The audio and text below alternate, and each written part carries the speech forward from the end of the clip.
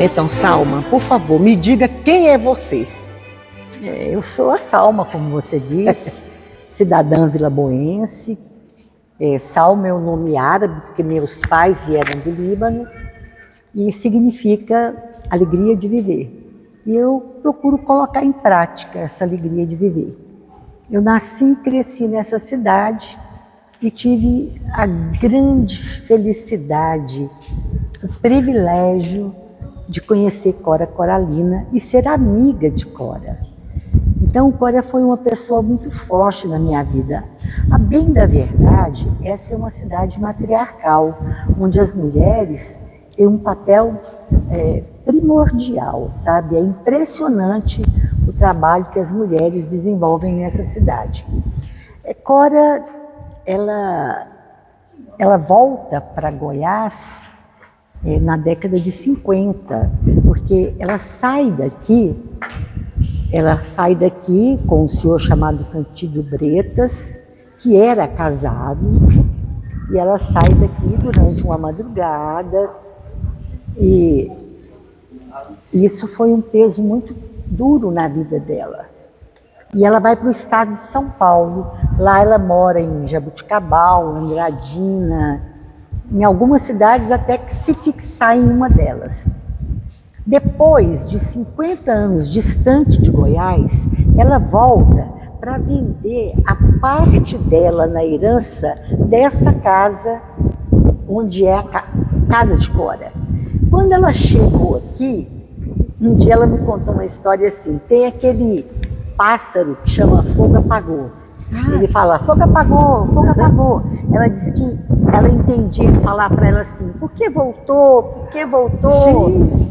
E que o sino tocava, blém, blém, e ela entendia, vem, vem. Então, em vez dela vender a parte dela, ela comprou as outras. Olha que interessante. E trouxe com ela o seu Vicente, porque ela trabalhava no Cabo da Enxada. Ela ficou viúva com 5 filhos e ela criou esses filhos plantando e vendendo hortaliças, e o seu Vicente era o braçal que trabalhava com ela. Ela casou-se, ela chegou a casar-se com... Ele ficou viúvo e casou com ela. Isso. Aí ela me disse que chegou aqui em Goiás e visitou todas as famílias que ela lembrava e só recebeu 2 retribuições. A dona Olímpia, que morou naquele sobrado, já faleceu, e a dona Noêmia Arraes, que faleceu há pouco tempo, que foi muito amiga dela. E que isso era sinal de que a cidade não tinha perdoado ela. Mas ela era uma mulher com um espírito tão superior. Porque ela tinha fugido com ele sem casar. Ele era casado, não é isso? E ela fugiu. Exatamente. Então, imagina naquela época isso, né? Então ela resolveu ficar e enfrentar a vida. Então o que ela fez? Ela pegou aquele quintal imenso e plantou muita hortaliça e fazia os doces para vender. Até então, ela não vendia os livros. Depois que ela passou a vender os livros, ganhava uma porcentagem mínima, mas ela fazia a errata do livro inteirinho. Você comprava um livro e ficava mais 1 hora esperando ela corrigir tudo. Me diz uma coisa, com relação a essa história do livro, porque o que eu sei, o que eu tenho lido, é que o marido não aceitava que ela escrevesse, ela ficava fazendo poesias. Lá atrás ela fez também um grupo, não sei se foi um jornal, porque não, ela tinha um jornal aqui chamado A Rosa. Isso. As mulheres que escreviam. Só mulheres. E ela teve uma grande amiga, a Leodegária de Jesus. Hoje é uma pessoa reverenciada também na cidade, embora não tenha nascido aqui, a Leodegária viveu aqui.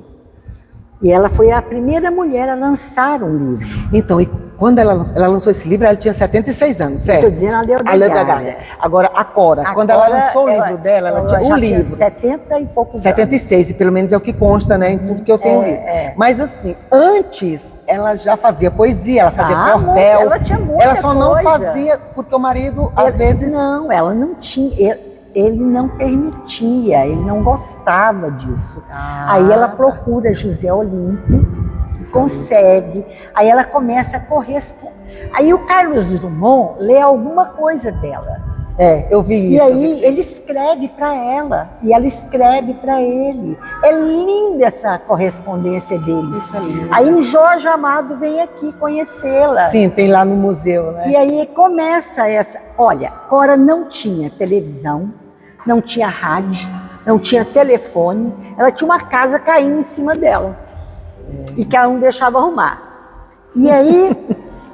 E foi a mulher mais bem informada que eu conheci na minha vida.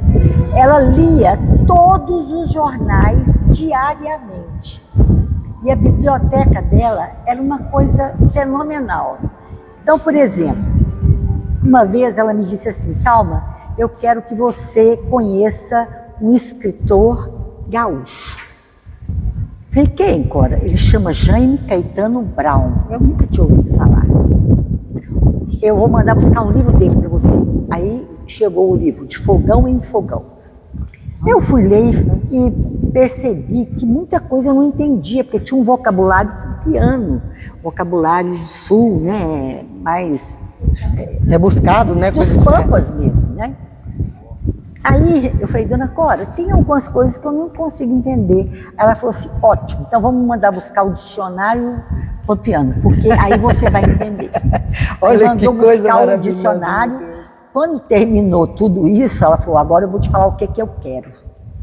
Todo sábado, 7 horas da manhã, você vai sintonizar o rádio na Rádio Guaíba. Porque esse senhor, que chama Jaime Caetano Brown, ele faz o resumo dos acontecimentos da semana de forma poética, com o vocabulário pampiano. E você vai me contar como é que foi. Que coisa interessante. Aí lá vai eu ouvir o programa todo sábado, 7 horas da manhã. Tem esse do Pampa, mas ela também fazia cordel, ela lia cordel. Como é que é? Não, ela tem um livro que chama O Meu Livro de Cordel. Porque, mas ela gostava desse estilo de leitura. Mas o livro, o nome do livro é Livro de Cordel. Você que teve toda essa convivência com ela, toda essa intimidade, essa amizade, você entende ou você percebeu que essa veia poética dela não é uma coisa totalmente goiana daqui, mas ela trouxe lá porque ela é filha de paraibano, não é isso? Ou não, você acha que isso veio a raiz dela eu acho que é daqui, de raiz. É de raiz, daqui mesmo, ela saiu daqui moça. Ela já porque ela veio pra cá bebê, criança, né? Não, quando ela veio morar aqui. Nasceu aqui. Não, porque nasceu aqui. Não, o pai dela, os pais dela é que são o pai dela, que era paraibano. Não, e ele faleceu quando ela era criancinha, né? Ainda. Ela nascia num quarto e o pai morria no outro, era juiz. A mãe era de Goiás. E a mãe dela, que bem a gente viu ali, parece que foi a primeira mulher a ter um título de eleitor, mas primeira de Goiás ou primeira do Brasil? Não, do Brasil não. De Goiás. Primeira mulher de Goiás. Aí, bom, eu não sabia desse. Lá tem um arquivo muito bom. A gente conseguiu que a Fundação Vita financiasse todo... A Associação Casa de Cora Coralina nasceu na minha casa às 3 horas da manhã, com 4 pessoas. A Marleninha, que é a presidente, o Paulo Bretas, que é o neto de Cora, que mora em Brasília, que Cora amava ele, era um neto que vinha vê-la sempre. Marlene, eu já falei, e Delmar e eu. Delmar é meu ex-marido. Então, por que nasceu isso? Cora morre e os filhos põem a casa à venda. E já tinha um comprador que queria fazer de lá um hotel, nós entramos em pânico. Aí a gente pensou, vamos fundar uma associação? Então, naquela madrugada, o Idelmar ficou com a incumbência de criar o estatuto. E mesmo que se a gente conseguisse comprar, era muito nova a associação. A gente teria que recorrer, naquela época, à Lei Sarney. Aí, Goiás tinha um deputado que já até faleceu, chamado Fernando Cunha de Anápolis, e que era muito amigo do Idelmar. Aí nós pedimos uma audiência com ele e contamos para ele o que estava acontecendo. Aí ele tinha uma amiga daqui de Goiás chamada Zione Mundim. E ela era muito amiga de um pessoal, de uma construtora chamada Alcino Vieira. O que esse pessoal fez? Eles compraram a casa através da Lei Sarney, passaram para a prefeitura, porque não podiam passar para nós, e a prefeitura passou para nós em sessão. Quando nós completamos 21 anos de existência, aí nós recebemos a casa. Olha que Mas coisa tem interessante. um trecho na doação que fala que se um dia ela perder a função dela, a gente perde a casa. Essa história da Cora é uma história muito bonita e ela incentiva e nos inspira muito.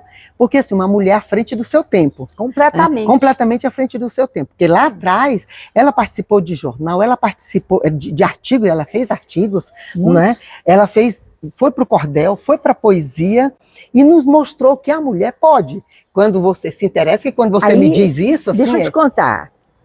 Por que eu ia todo dia na casa dela? Porque a minha mãe falava assim, vai lá na casa de Cora e compra um molho, nem fala, não é a palavra correta, mas era assim que se falava, molhinho de cebolinha e salsa. Aí me dava as moedinhas. Ela fazia para vender, ela fazia isso para vender. Eu chegava lá falando, Cora, mamãe mandou buscar, e eu não ia embora, sentava. Então a mamãe falava assim, eu não posso mandar a Salma lá porque ela não vem embora.